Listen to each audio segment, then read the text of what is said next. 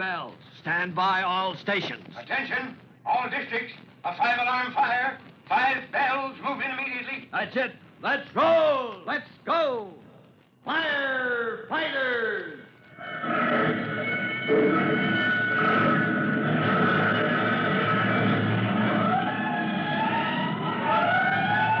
Presenting Firefighters, the true-to-life story of our unsung heroes who stand ready to ride by day or night against our most murderous enemy, the demon of fire.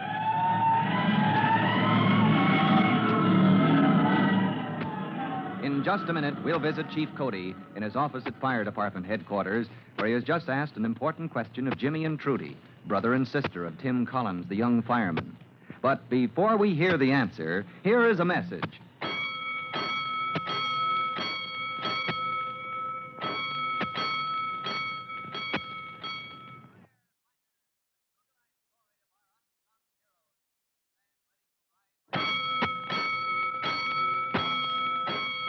Let's go, firefighters. Let's go to Fire Department headquarters, where you remember Chief Cody has been telling Jimmy and Trudy Collins the story of the big fire, the conflagration of years ago that almost burned the whole city to the ground. And as the chief ends his account, Trudy Collins asked, But, Chief Cody, well, you said they had fire engines and ladder trucks and hundreds of men. Why did the big fire get away from them? Didn't he say the wind was blowing all the time? Steady, all 3 days the fire was burning? You keep still, Jimmy Collins. You weren't there. She's got you on that point, Jimmy. Oh, golly, the way you told it, I felt as if I was there. Well, if you'd been there, you'd be your own grandfather. It was so long ago. Yep, it was so long ago. And that's the answer to your question, Trudy. How the fire got away from the department and burned for 3 days and might have gone on and burned out the whole city. If they hadn't stopped it with blasting powder. That's right. You see, in the old days, they didn't know as much about fire prevention as we do now. Oh, maybe that's why we don't have so many big, terrible fires. Yes, it is one reason, Trudy. Cleaning up the city, storing things carefully, building houses and factories and so on that resist fire. Well, all those things prevent a blaze from spreading too far, too fast. And you said the architects give us better architecture. Oh, they do not. They do, too. Well, Chief Cody said so. He said... He didn't say architecture. He said... golly, you got me mixed up, Trudy. Now I don't know what's the right way to say it. Could it be architecture? Well, that's what I said, practically. Chief Cody, you said the big fire happened on a kind of a bad kind of roof. Yes, the mansard roof. A very convenient kind of architecture, but it had a lot of exposed woodwork. And the big fire ate its way through block after block of those roofs. So now they don't architect roofs that aren't safe anymore, because they know more about fire prevention. Yeah? Well, how about it, kids? Why don't you put the story of the big fire into that play of yours, huh? The fire prevention play that you're going to give at Northside School. Hey, Trudy, that's an idea. Oh, Jimmy, do you think we could? We can ask Miss Grabble, can't we? There's no harm in asking, is there? Oh, thanks, Chief Cody. You always give us brand new ideas. And thanks a lot, Chief. And thanks for the story, too, about the big fire. You're welcome, kids. Now run along home and get to work on that play.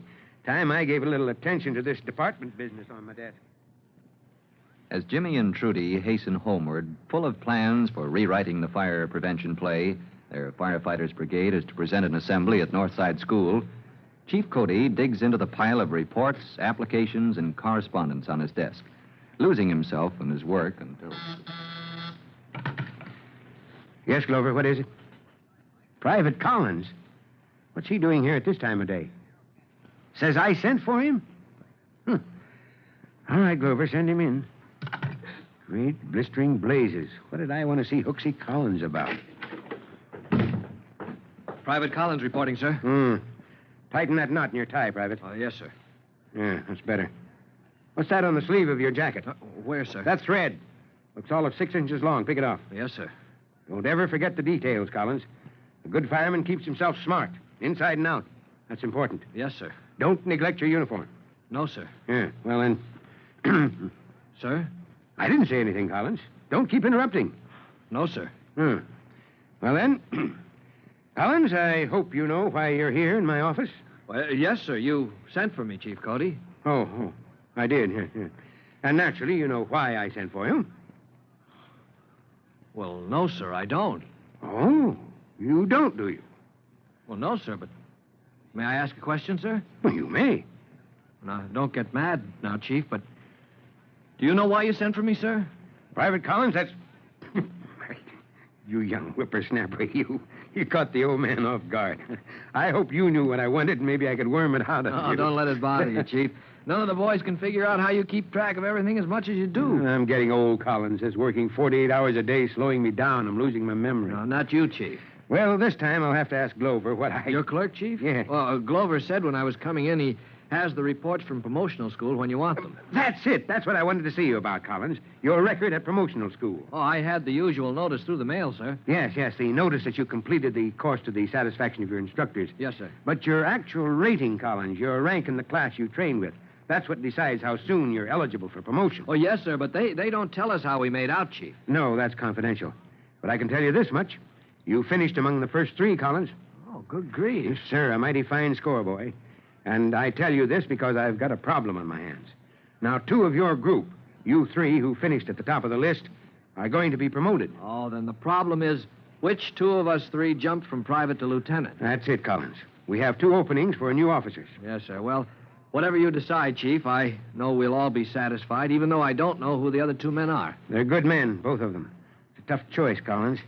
You see, we need officers for one of the ladder companies and for an engine company, too. And, well, any of you 3 would fill the bill exactly for either post. Well, Chief Cody, Yes, Well- Collins? Chief, a long time ago, when I first got my appointment to the department... Not so long ago, boy, when you're as old as I am. I can remember when your own dad got his appointment, and, well, to me, it's just like yesterday. Well, I was thinking about my father, sir. When I got my appointment, you gave me a choice. Do you remember, Chief? Yes, you said you wanted to as much firefighting experience as you could get all through the department. Yes, sir. Wanted to follow in your dad's footsteps. Yes, sir. And since then, I've served with old 3-1s, the ladder company Dad started in. I've served with Engine 209. Yeah, I think I see what you're getting at. Yes, sir. Chief, I worked hard at promotional school, but... Well, I'm glad I'm eligible for one of those lieutenancies, but... But maybe you'd rather have a transfer instead. Could I, Chief? To what division, Collins? Oh, well, I don't know yet, sir. Good grief, this came so fast. I just haven't thought. Well, go home and think it over then. Yes, sir. I'd like to talk it over with A Mom. good idea, Collins. Your mother knows as much about the department as any man on the force. Dad used to call Mom his deputy when he was chief. She'd have made a good one if she didn't have all you young Collinses to raise. Well, go talk to her, son. Make up your mind, and when you're ready, we'll discuss that transfer. Meanwhile, at the Collins home, Trudy and Jimmy are deep in preparation for their fire prevention play. Jimmy is complaining. Ah, gee. What are we going to do about Miss Gravel, Trudy? We know she'll want us to put on her old pageant anyway. Oh, but didn't we decide about that, Jimmy? That we'd be nice to Miss Greville and get her old pageant over with, and then we could do my play. Well, sure, but now what? Now we got 3 plays. 3 plays? Well, who else wrote a play? You never told me that. No, I mean, now we got Miss Greville's pageant, and we got the play about firemen you wrote yourself. And now we've got to write another one about the big fire Chief Cody told us about. Well, I know. Let's make them all into one play. Gosh, that would take all day and all night. Oh, my goodness, Jimmy, don't you know anything about plays at all? I know plenty about plays. I guess I heard plenty of plays on the radio. More than you, even, because I'm 2 years older. Oh, don't be silly. Those 2 years before I got here, you were only a baby. Bet you never listened to the radio or anything else. So you haven't either heard more plays than me. And if you knew anything at all, you'd know how they do. They say, meanwhile, and then they tell you what's happening somewhere else. Oh, I get it. Say, supposing we're acting out your fireman's play, the announcer says something like, meanwhile, the spirit of fire prevention is over somewhere else defending our citizens, and all the other stuff, just like Miss Greville wrote it out, Well, that's right, Jimmy. Maybe while we're acting out my play, the announcer says, meanwhile, outside the big fire is raging and ravaging and eating up everything with its octopus tongue. And What kind of a tongue is that? the big fire has 8 tongues, like an octopus. Gee, you sure, Trudy? Well, come on, we'll look it up and start writing. Oh, no, it's too soon before supper. I'm too hungry to write. Well, let's rehearse instead. Let's do the big fight part. And yes, if we're going to act out my play I wrote on the stage and have the announcer meanwhile all the rest. Come on, Trudy. I'll be the fireman, and you'll be the arsonist. The one that starts the fire. Well, I haven't written out all the speeches yet. Who cares? We can make 'em up. You know, just like a fight on the radio. All right, but don't knock anything over like the last time. Now, you catch me sneaking away from the burning building, Jimmy. Halt! Stop or I shoot. Don't stir a step or I'll let you have it. Well, now... Stop. You can't get away with it. Hey, everybody, I'm home. Stop it, I said. You can't get away Good with grief, it. what's going on in there? You keep your hands Hey, Trudy! Jimmy! Get away from here. No, you don't. Yes, I do. Take that. No, you don't. You arsoneer. Ouch. Don't hit the Hey, what goes on? I'll beat your ears down. No, you don't. Now, break it up. Break it up. Cut it out. Cut it out. What's got into you? Go up there. The lamp. Oh, Jimmy knocked over the lamp again. Oh, golly. It's all right, though. It didn't break anymore. Now, what's the matter here? Jimmy, Trudy, I'm ashamed of you two. Oh, hello, Tim. Did you see our play? Huh? Just like the radio, Tim. Did you hear us going, no, you don't, like in the big fight scene? Oh, good grief, and I almost sent for the rescue squad. Rescue squad? I wonder. Hey, Mom! Mom, I've got to talk to you. Now, what do you suppose he's got to talk to Mom about all of a sudden? Jimmy and Trudy can't guess, but maybe you know what Tim Collins has in mind when he rushes off to talk to his mother about the rescue squad. And maybe your guess is right, because you heard Chief Cody's offer to transfer Tim to any division of the fire department he might choose. So to find out if you guess right, listen to our next true-to-life episode of The Firefighters. In just a moment, Chief Bob Cody will tell you, boys and girls, how you can help the firefighters in your own town. But first, here's a message you ought to hear.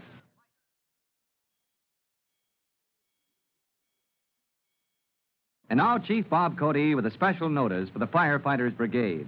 Chief Cody. Hello, boys and girls. This is Chief Cody with another word about those handy little fire extinguishers.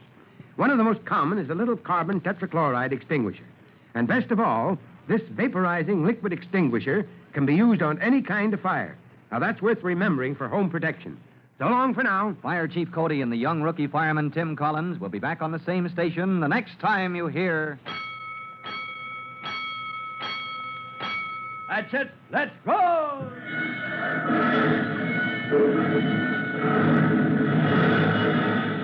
Let's go! Firefighters! Firefighters is a copyrighted feature of William F. Holland Productions.